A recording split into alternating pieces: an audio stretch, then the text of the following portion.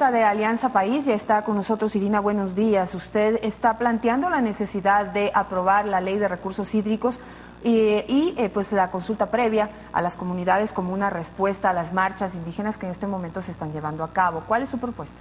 Buenos días, Janet, buenos días al país. Así es, creo que en vista de todas estas movilizaciones, no tanto como una respuesta a la movilización, sino al país, hay que aprobar una ley de recursos hídricos, la ley del agua, pero que se haga dentro de los espacios del parámetro, no de la presión, no de la movilización, sino más bien del debate, del consenso, y eso se puede dar dentro de la Asamblea Nacional. Solo recuerdo a los marchantes que reconocemos su derecho a poder manifestar su movilización, creo que eso está reconocido dentro del tema constitucional, pero el espacio para aprobar las leyes, el espacio para hacer posible, tanto exigen una ley de aguas, una ley de tierras, es la Asamblea Nacional. Pero, ¿no? Irina, lo que dicen los movimientos indígenas y los que están representados en la Asamblea Nacional es que precisamente apertura para el diálogo no ha habido una imposición de lo que el gobierno y Alianza País consideran debe ser una ley de recursos hídricos. Hay muchas objeciones que se le ha hecho, incluso usted, hace un momento conversábamos, Lourdes Tibán fue la que objetó esa ley y le interpuso un recurso legal porque no están de acuerdo con lo que dice allí. ¿Qué apertura existe de parte de Alianza País para en este momento reabrir el diálogo a ver si se pueden sentar y ponerse de acuerdo? Yo creo que la mayoría de los consensos con lo que plantea el movimiento indígena,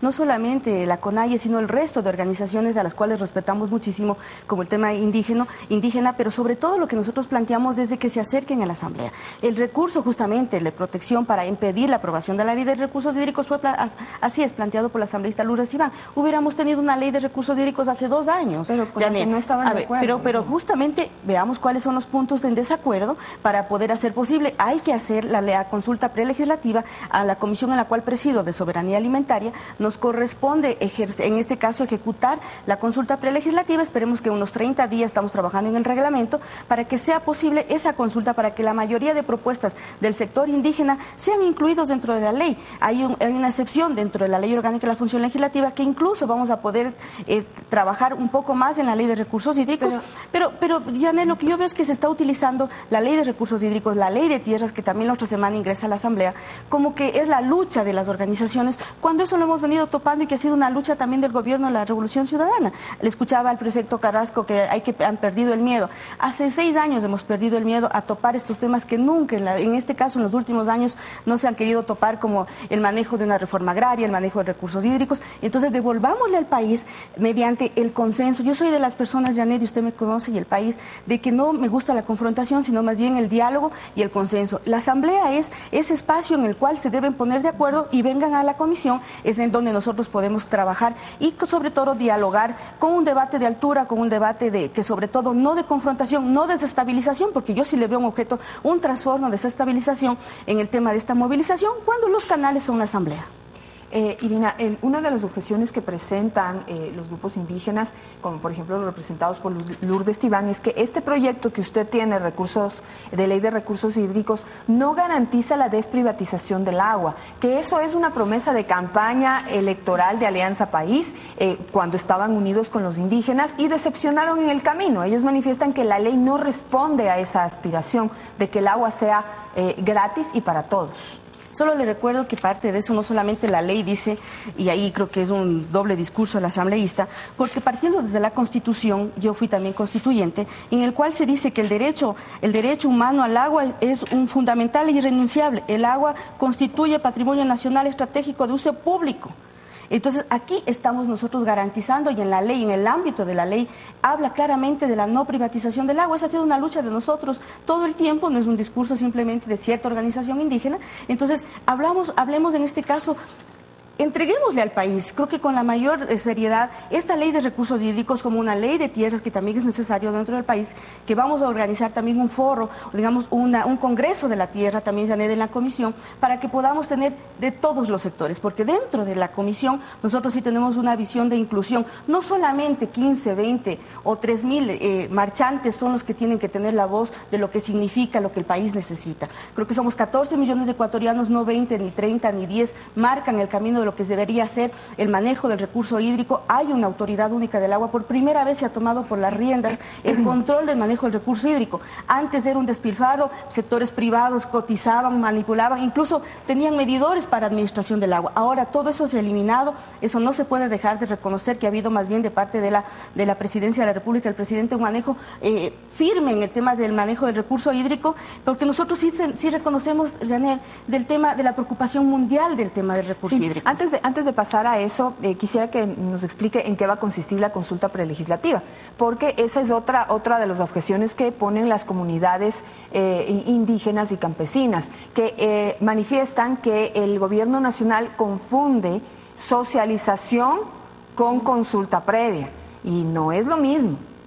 Hay que reconocer que la socialización es dar a conocer un proyecto. La consulta prelegislativa informada es a consultar mediante un banco, de un reglamento, de un procedimiento. No es decirle, mire, le voy a consultar esto o esto es lo que vamos a hacer. Eso no estamos completamente de acuerdo en que debemos trabajar en un reglamento en el cual se incluyen incluso un banco de preguntas de la mayor cantidad de preocupación que tengan los sectores indígenas. En este caso nosotros nos arrancamos, esperemos que ya con la aprobación ya en vigencia de la Ley Orgánica de la Función Legislativa, y si no, mediante una sentencia que tenemos de la Corte Constitucional a ejercer la consulta prelegislativa, tengamos preguntas específicas que les haga un llamado para poder construir en conjunto ese reglamento. Eso se va a hacer en la comisión en la cual presido, Soberanía Alimentaria. Entonces vamos a poder tener ese diálogo abierto, pero sí les recuerdo también, y les recuerdo al país, que a los sectores indígenas no nos dejemos manipular. No es porque tengamos una consulta prelegislativa, es que lo que le digo, Janet, que cierta organización, por ejemplo, en Cotopaxi, en Tungurahua, plantea una inclusión dentro de una ley. Tenemos que ver la mayoría de consensos, no lo mismo que necesita Cotopaxi, lo necesita Imbabura o lo necesita la Amazonía. Entonces a nosotros nos corresponde ser ese tamiz de incluir la mayor cantidad de temas positivos dentro de la consulta. Pero la consulta previa no se debe hacer en cada comunidad, así es, de acuerdo precisamente a las características y pedidos, necesidades que tiene cada comunidad. Tenemos que trabajar en un reglamento y esperemos que tengamos todo el apoyo de los sectores y de los asambleístas que están de oposición. Así es, tenemos que dirigirnos a las comunidades, Janet, de eso estamos completamente de acuerdo. Tenemos que dirigirnos a los sectores donde hay que consultar cuando se vean o se interprete que algún derecho de los sectores indígenas se sienta vulnerado. Ahora vamos con el otro tema. Justo en este momento está reunido en Marsella, España, el Consejo Mundial del Agua. La Organización de las Naciones Unidas alertó en su cuarto informe, y lo leo textualmente, sobre el desarrollo de los recursos hídricos en el mundo, que el agua tiene un papel central en todos los aspectos del desarrollo económico y el bienestar social, y que su mala gestión aumenta el ritmo al que suceden todo tipo de crisis. Parece que nos estuvieran leyendo y que estuvieran aquí para poder trabajar en este informe.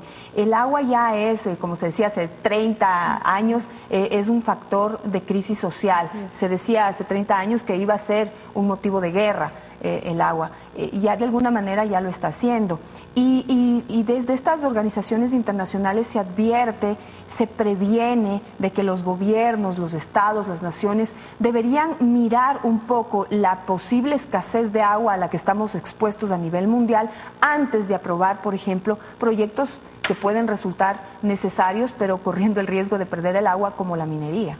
Bueno, yo creo que ahí suscribimos totalmente la preocupación del informe de las Naciones Unidas. Así es, se está realizando en Marsella el Foro Mundial del Agua, y en el cual nosotros suscribimos. Por eso mismo yo les digo al país, era mejor lo que había antes, en donde no había un manejo adecuado del recurso hídrico, era mejor donde no había una autoridad que podía tener el control del manejo del recurso hídrico. Ahora tenemos una constitución que nos es mandatoria en declarar que es un recurso, en este caso, imprescriptible, inallanable y sobre todo de derecho público. Entonces nosotros, pero si en la práctica en la práctica, pero hagamos la ley. Por eso, Janet, yo le apelo a toda la ciudadanía. Aprobemos esta ley de recursos hídricos que le da al Estado ecuatoriano, no a un presidente, le da a todos los ecuatorianos el control para poder sancionar, caducar. Yo mismo fui presidenta de la ley de minería, recuérdese usted, Janet, pero ya ahí tenemos causales de caducidad, sobre todo en el tema ambiental y en el tema de recursos hídricos, muy fuertes. E incluso hay que decirle al país, la ley de minería es necesaria, se llevaba la minería dentro del país sin ningún control. Ahora tenemos regulación, sanciones con el control ambiental, sobre todo con el manejo de recursos hídricos. Entonces, apliquemos la ley con responsabilidad, porque ya existe una ley de minería que prioriza, sanciona, incluso limita todo tema de volver a renovar una concesión minera si no tuviera el cumplimiento. Con esto termino y fíjese, ¿no? Estuvo aquí hace unos minutos Paul Carrasco, ahora está usted, y ambos proponen lo mismo. Los grupos que en este momento están marchando piden que se les escuche. Usted, en cambio, propone que se acerquen al diálogo. Es decir, a la final están proponiendo lo mismo y no entiendo por qué no pueden llegar a un acuerdo. Yo sí entiendo, Janet, porque de trasfondo de estas movilizaciones no es solamente aprobar la ley de recursos hídricos, es desestabilizar al gobierno. Yo lo reconozco eso claramente. Aquí hay un trasfondo de una movilización que quieren ponerle como presentación la ley de recursos hídricos, que ellos mismos impidieron que no se apruebe, y ahora la ley de tierras, que ya ingresa a la comisión, esperemos a la asamblea el día martes, en donde tomémonos con propuestas. Yo creo que el país está cansado de oponerse por oponerse, de movilizaciones, de paralizaciones. A todos nos limita el trabajo, a todos nos limita no poder generar más desarrollo. Entonces vengan a la asamblea, que es el espacio donde podemos consensuar, pero sobre todo con propuestas claras, no solamente con un discurso. Yo quisiera que el día que vengan acá entreguen un proyecto de ley de tierras, entreguen un proyecto nuevo de aporte a la ley de recursos hídricos, y no simplemente una posición en la cual es de confrontación y sobre todo de desestabilización, que sí lo reconozco. Bueno, simplemente decir, Irina, que yo llevo 21 años trabajando en medios de comunicación y es curioso ver cómo antes, bueno, a usted no la recuerdo, pero hay muchos miembros, muchas personas que hoy están en el gobierno que antes, en cambio, apelaban por el derecho a salir a las calles a protestar. Y los gobiernos de turno también los acusaban de querer desestabilizar a cada gobierno. A la final, esas marchas nunca lo lograron, pero lo que sí lograron es ser escuchados y hacer cambios importantes en distintos aspectos. Nosotros valoramos sociales, mucho, Janet, el tema de la movilización es un derecho que está en la Constitución y así lo apoyaremos. Entonces, si nosotros tenemos que llegar a consensos con el sector, no solamente con las organizaciones que estén marchando, sino con todos, pero sí que seamos claros al país verdaderamente cuál es la visión y cuál es el objetivo de estas movilizaciones, cuando tenemos canales reconocidos, Janet, en el cuales podemos y están abiertos dentro de la Asamblea. Irina, muchísimas gracias por estar esta mañana aquí. Vamos a hacer un corte comercial, ya está aquí Germánico Maya.